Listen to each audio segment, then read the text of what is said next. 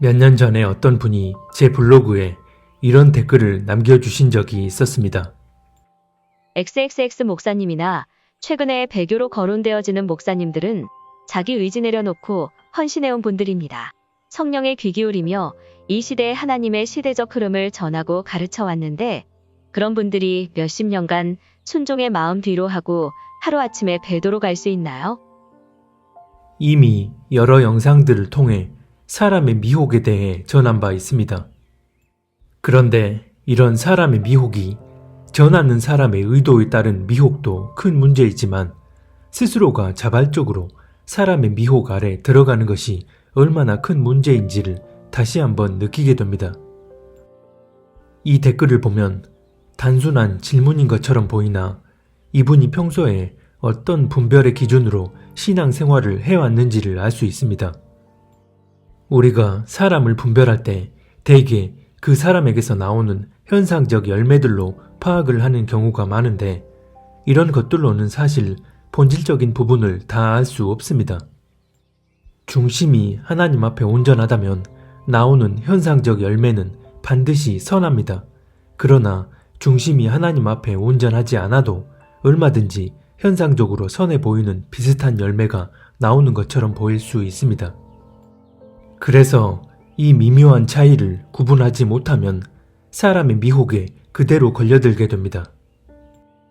어떤 사역자의 설교나 글들이 아무리 성령 충만을 강조하고 진리에 합당한 메시지를 전한다 해도 그런 설교나 글들은 메시지를 선포하는 사람의 내면의 상태와는 상관없이 얼마든 가공되어질 수 있는 것들이기에 그런 외적인 요소들로는 그 사람의 중심을 알 수 없습니다.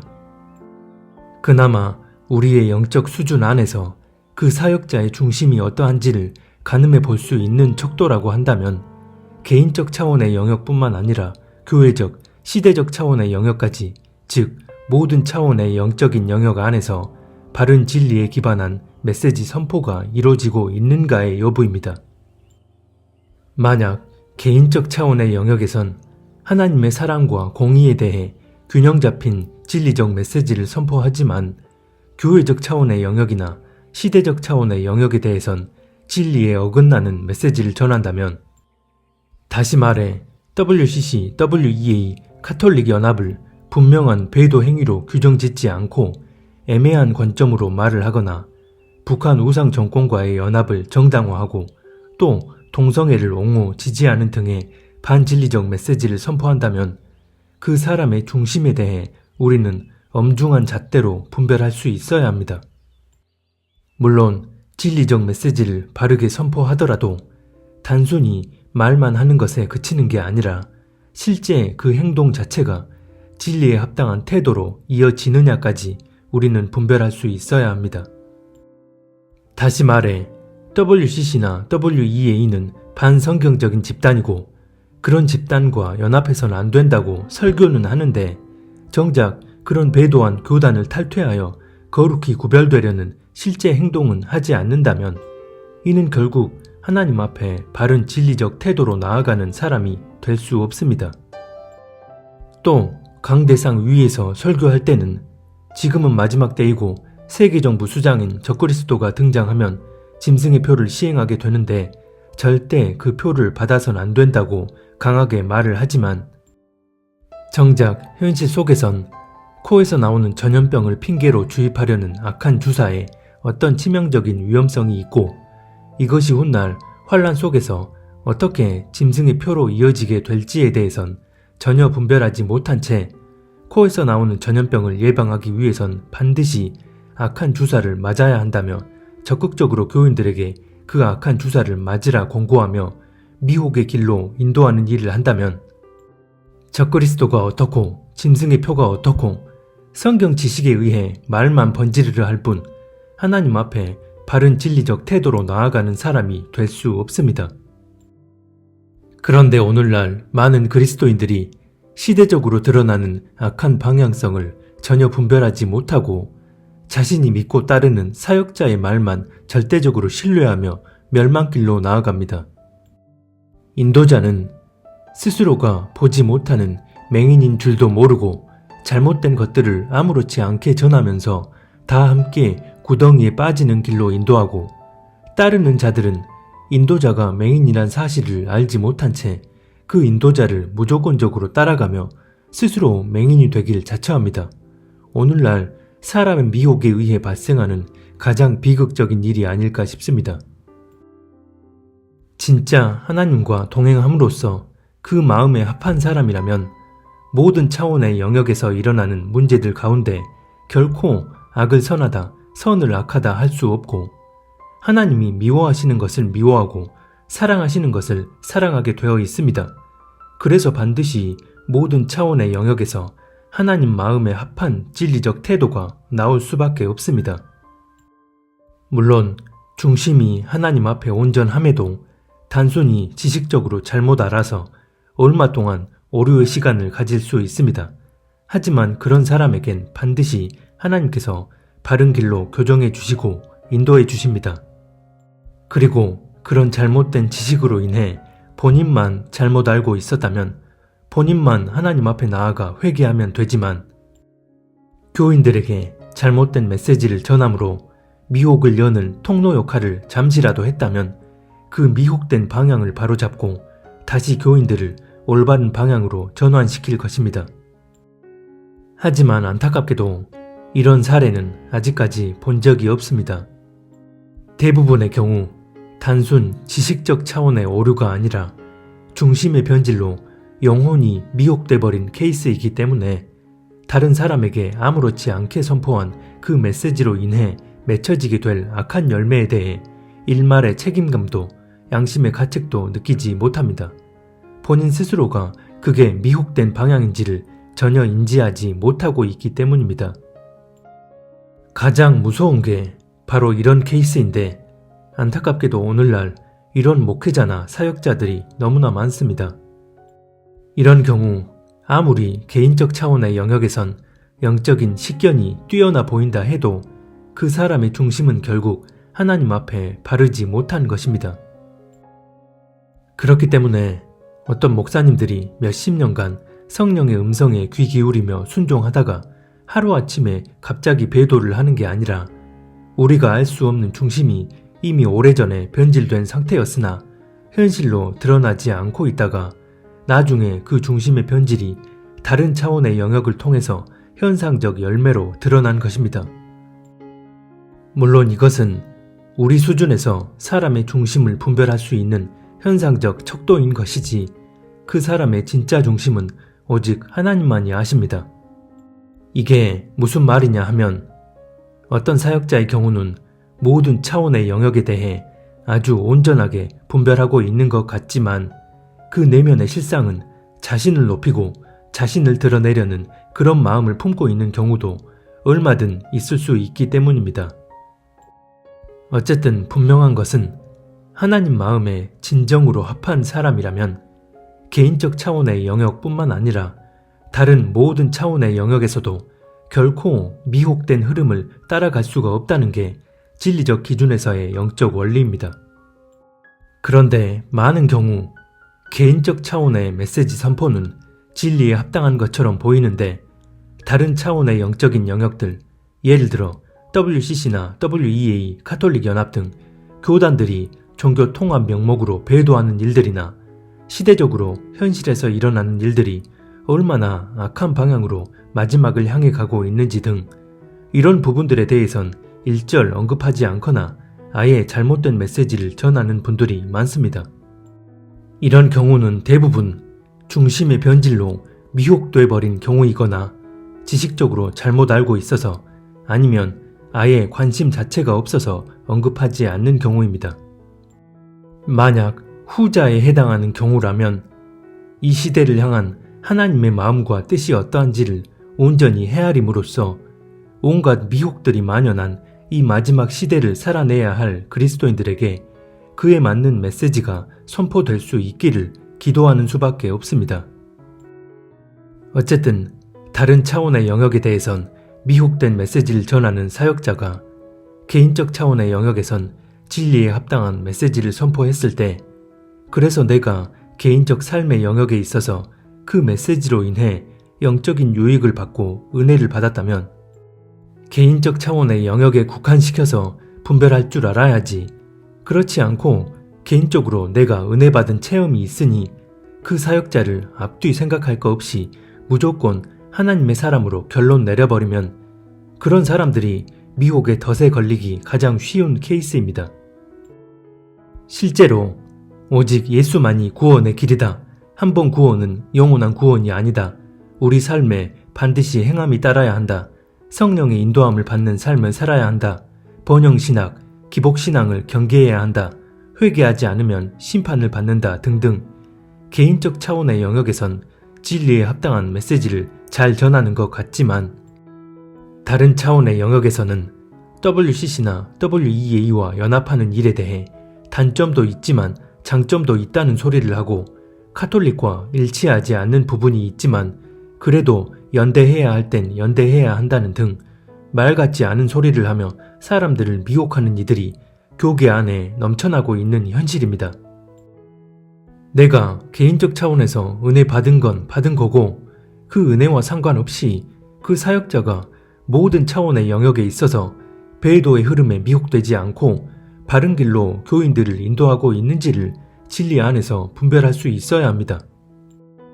특히 요즘엔 자신이 다니는 교회가 소속된 교단이 WCC나 WEA, 카톨릭 등과 혼합하여 배도했다는 사실을 알게 되었지만 자신이 다니는 교회 담임 목사님께 그동안 설교로 은혜 많이 받고 영적인 도움을 많이 받아왔기 때문에 그런 우리 목사님이 배도에 대해 모르실 리 없고 목사님이 우리 교회는 배도와 상관없다고 말씀하셨으니 교회에서 나올 필요 없다 라고 결론 내리는 분들이 많습니다. 본인의 주관적 경험과 감정, 생각에 갇혀서 가장 본질적인 부분을 분별하지 못하고 끝내 자기 영혼을 사람에게 내맡김으로써 미혹에서 구별되지 못하는 것입니다. 내가 개인적 차원에서 그 사역자를 통해 은혜받고 놀라운 체험을 하고 부분적인 영의 양식을 공급받아 왔지만 다른 차원의 영역에서 그 사람이 배도의 흐름을 타고 있음을 분별하게 됐다면 그동안 공급받아왔던 영적인 통로를 끊어내고 거기서 벗어나 온전히 구별되는 것이 지금 이 마지막 시대에 미혹되지 않고 내 영혼을 지켜낼 수 있는 길입니다. 아무리 미세한 양의 누룩이라도 별거 아니라 생각해서 허용해버리면 그 누룩이 어느새 내 마음 전체를 잠식하여 나를 치명적인 올무에 걸리게 만듭니다. 사람의 미혹이 바로 이런 누룩을 허용하는 것과 같습니다. 이사야 9장 16절에 보면 인도자가 사람들을 미혹하니 인도를 받는 자들이 멸망을 당한다고 말씀합니다.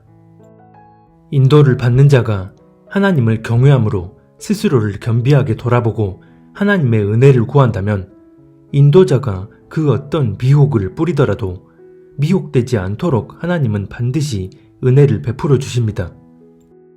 시편 1편 1절에 보면 복 있는 사람은 악인들의 꾀를 따르지 아니한다고 말씀합니다. 이런 복 있는 사람의 특징에 대해 2절은 이렇게 말씀합니다. 오직 여호와의 율법을 즐거워하여 그의 율법을 주야로 묵상하는도다. 시편 1편 2절. 여기서 여호와의 율법을 즐거워하고 그 율법을 묵상한다는 것은 여호와 하나님의 말씀을 중심에 두고 그 말씀을 진리적 기준으로 삼아 주님과 동행하며 산다는 것이고 그런 사람들이 바로 복 있는 사람이라는 것입니다. 그리고 이런 사람들은 하나님의 말씀 안에서 분별의 기준이 서 있기 때문에 악인들의 꾀, 즉 사람에 의한 어떤 미혹에도 절대 휩쓸리거나 동심하지 않습니다. 하지만 눈꽃만큼이라도 사람에게 마음의 여지를 두고 있다면 그 눈꽃만큼이 치명적인 누룩이 되어 결국 사람의 미혹에 걸려들게 됩니다. 댓글을 쓰신 분과 같은 관점과 사고에 갇혀서 말이죠.